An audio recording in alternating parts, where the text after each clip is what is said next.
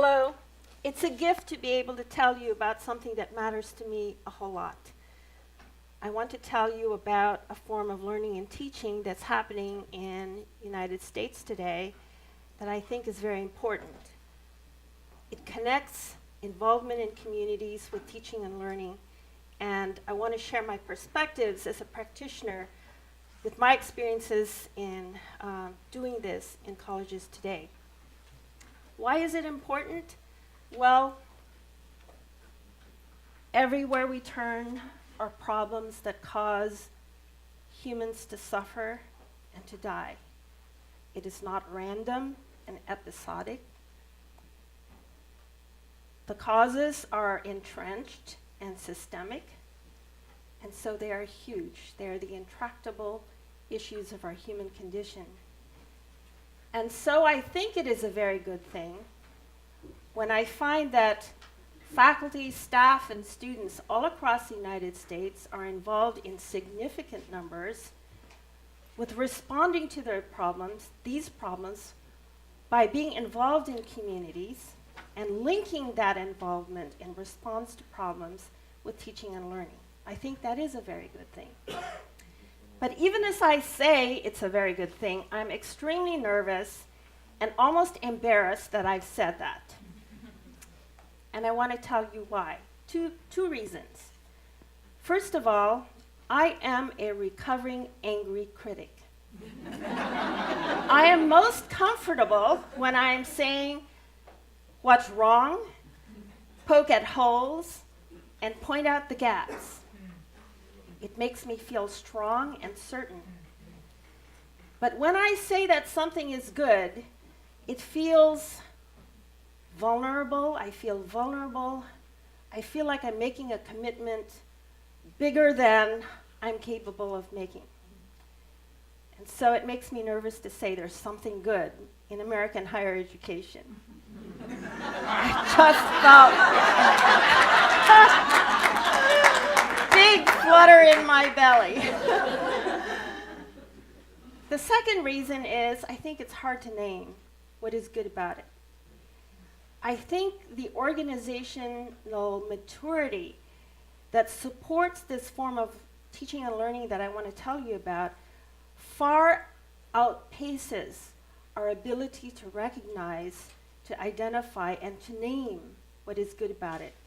So I think that we're in danger of having greater precision that far outpaces our recognizing what is good about it. And so what I want to share is what's good in U.S. higher education. It has many names.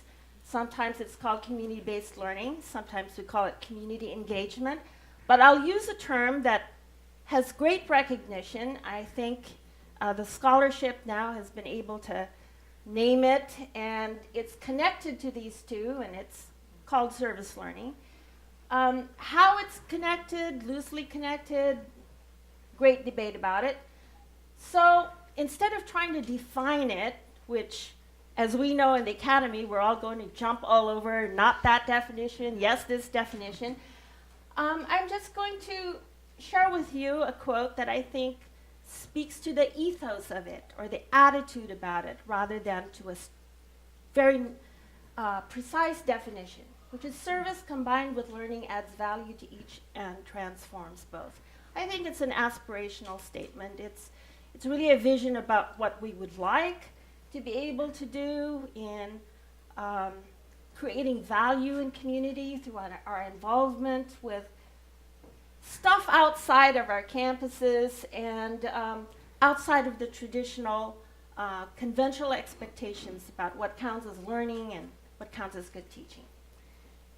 So there's the growth of service learning, and in 1985 there were only 3 institutions that were involved formally with what's called the Campus Compact, which is just one indication, not the only, but one indication of its growth, that started out with 3 founding institutions, and now, today, there are over 1,200 member institutions when there are about 4,000 higher education institutions in the United States and organized in 32 state offices in the United States. So just an indication of the growth of this form of teaching and learning one expression of which is called service learning. It's pretty much, it's not going away. For all the criticisms about it, probably one thing about it is it's part of college university campuses today. It's like study abroad, when study abroad used to be very scarce and rare. Now you will find offices and staff that promote engagement in the community. There are local, national, regional, even international, really, support networks for it. There are research resources. If you just search for service learning, you will find an overwhelming amount of information. There's recognition for it. The Carnegie Foundation for the Advancement of Teaching and Learning has a new elective classification called Engaged Institutions. So there's different ways of recognizing its presence in American higher education today, and there's government support, federal government, Learn and Serve Corporation for National Community Service. And it's easier really to say what can be counted. So the tendency is to say what can be counted. So when we say, well, why is this important, why we should do it, and people tend to say things like, students contributed more than 382 million hours of service, and it's roughly equivalent to $7.96 billion in service to their communities. So, but the challenge, I think, to name what's important is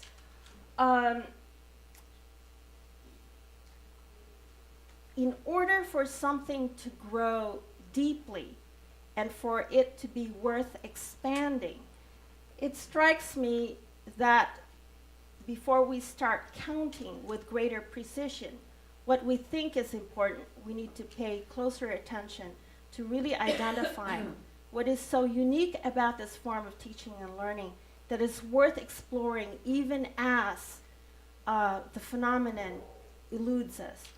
So my way of trying to share with you what I think we're beginning to get at in this form of teaching and learning is to mention a story that I heard about many years ago, and I'm compelled to tell it over and over again because it is part of this, my response to the challenge of naming what's important about this teaching and learning. And so it's the story of Le Chambon. When I heard about this story many years ago, I was compelled to stop, and I think it's worth just reading that statement from a book by Philip Haley about the story of Le Chambon. During the 4 years of the German occupation of France, the village of Le Chambon, with a population of about 3,000 impoverished people, saved the lives of about 5,000 refugees, most of them children. This was in a documentary, Weapons of the Spirit, by Pierre Sauvage, who, as an infant, had been housed in Le Chambon. His family emigrated to the United States, and then as an adult, returned to Le Chambon to make this documentary. And when I saw it, it struck me that the people there who were being filmed behaved as if, what's all the fuss? We just simply did what needed to be done. And so the story of Le Chambon haunted me with a question. It has chased me down. What if college education were designed to teach us to be capable of what Le Chambon exemplified? People outside the classroom who are not experts like the people of Le Chambon, what do they know that we need to know? So if you were to indulge me for a moment, let's pretend that this circle represents the entire universe of knowledge that we would need to have all the capacities in order to be capable of effectively addressing the most intractable issues of our times. So imagine for a moment that that circle represents that. I think only this much is academic knowledge. So immediately it's heresy. I'm in the hallways of the academy. And you would want to know what is in this circle of knowledge, of which only that little bit is academic based. Well, there's a lot, and I'll just throw out there forgiveness and healing and inclusion and standing up against injustice and tolerance and stewarding of the earth and kindness to strangers and courage and integrity. And often what really counts is not more data or information or a theory about something, but all these things that we need to learn that is part of the circle of knowledge. The problem being when we locate only one part of that circle as the authorial voice that has the valid knowledge that trumps everything else. And so I think that this way of teaching and learning is a way of connecting community ways of knowing with academic scholarship. So I'm not going to say we should throw out one part simply because it's dominating all the other voices, but that if it should join in the entire circle, then learning can happen everywhere. Service learning and community engagement offer learning with and from wise people who teach by example. I love what Francisco Varela writes about in his tiny little book, Ethical Know-How, playing off John Dewey's distinction between know what and know how. A wise or virtuous person is one who knows what is good and spontaneously does it. And Philip Haley says it best. I love his phrase, the moral brilliance of the people of Le Chambon. And so, Le Chambon, however, is not one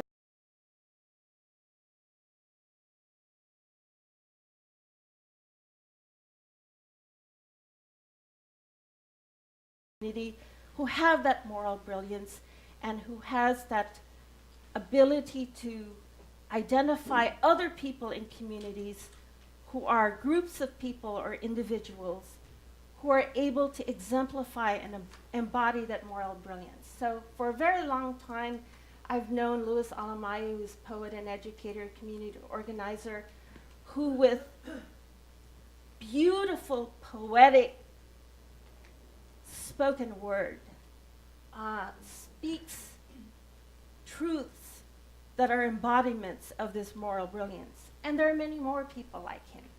So for example, Bill Somerville, who founded Philanthropic Ventures Foundation, I walked the streets and communities with him, where he will greet people because he's identified people who do extraordinary work in communities and who I think are morally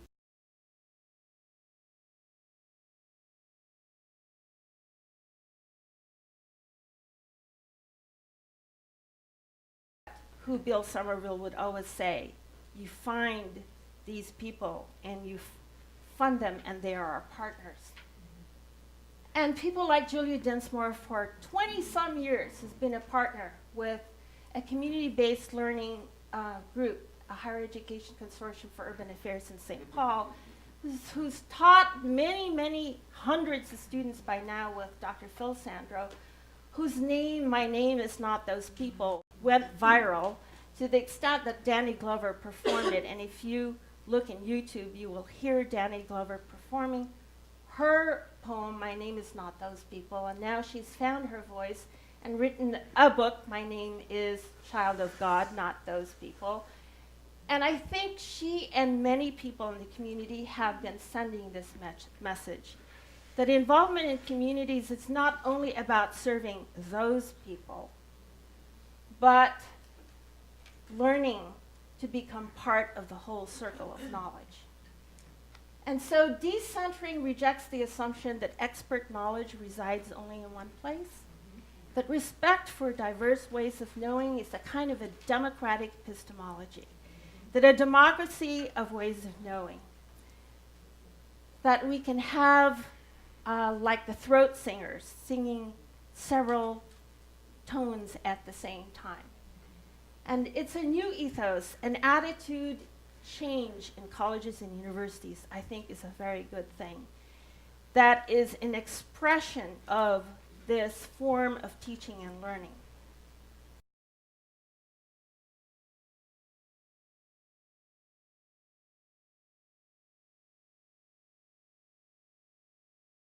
Many faculty all across the country who's involved, in his case, with science, technology, engineering, and math disciplines, involved in STEM service learning with sustained process of developing community partnerships. This is not developing community partnerships for a course, but over periods of months, working with community partners from the very beginning of the design of courses all the way to involvement and teaching of students, and figuring out what is worth evaluating and accounting for. And he talks about it, I loved his phrase, emerging from professional autism. And Dr. Tanea Mitchell, who is at the crossroads of two groups that don't often talk to each other, which is community involvement people and those who are talking about the issues of social justice in terms of racism, and so her work in comparative studies in race and ethnicity at Stanford connects the two. And she is an embodiment of somebody who finds people in communities who are morally brilliant and works with faculty. So imagine education where the moral brilliance of Le Chambon and of exemplars in communities everywhere becomes central to how we teach and learn. It's not easy to do. It is logistically very, very complex because we're talking about many variables that we don't control. How students react in communities, how communities react to them, how we work together, how our schedules don't match, how our languages don't match, how we need to do code switching all the time, where we speak one language that's understandable in one community and then another community, which is the language of the campus, and of scholarship, of knowledge that's codified in Western scholarship. So I think of moral brilliance at the core of the circle of knowledge, integral to education for creating a better world, is necessary and integral to brilliance that we often recognize and point to in science and technology, in arts and business management and more. But I think what is missing is this very elusive moral brilliance that we now have the means to access in a systematic way as a core part of how we teach and learn in higher education. All we need to do is to have the willingness to admit that not all the knowledge we know resides in the academy, and that we actually need to go out and search for what it is that will inspire that knowledge to make a difference in the world. Thank you very much.